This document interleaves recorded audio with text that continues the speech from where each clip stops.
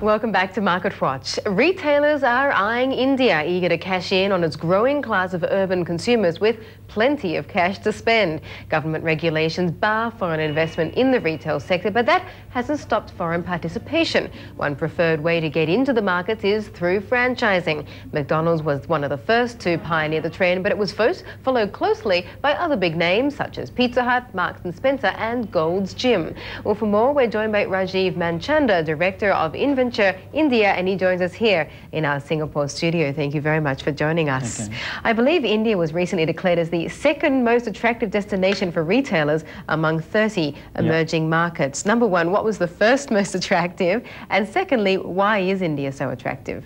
I think it's a sheer size of the country and the population. And we are looking at a population of almost like over 1 billion, and which is growing at a rate of 1.5%.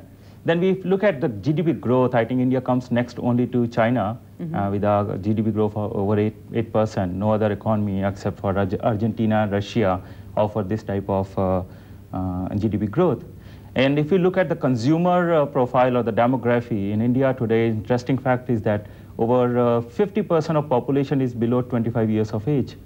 That's the type of consumer we're looking at. And if you go deeper, it's like if you go deeper, it's like 870 million people who are below 45 years of age.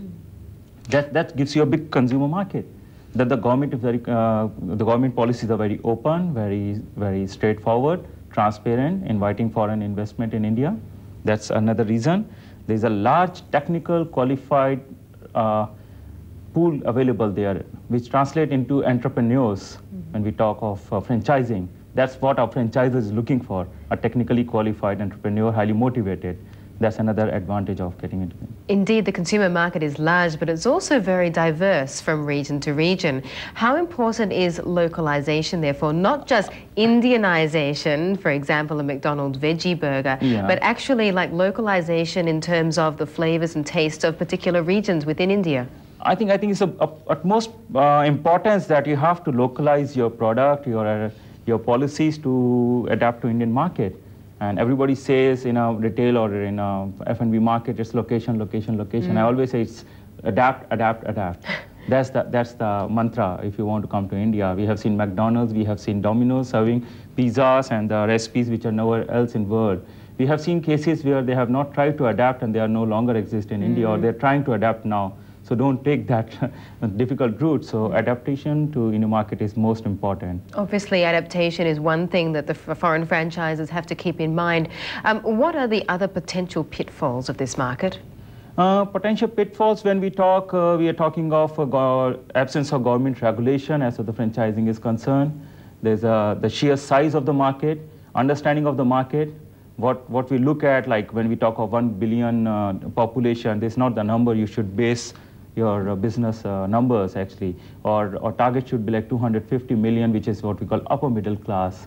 So that's where things go wrong when we talk at 1 billion and 250 million. Then is the government regulation, then infrastructure, which is improving, and then local experience. We always recommend in these foreign companies coming to India to start their own business, test the water first, and then get into franchising.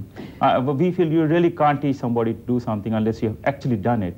So we always advise if you can form a joint venture, start with that, and then translate slowly into franchising. And that's what actually McDonald's has done for the last 8 years.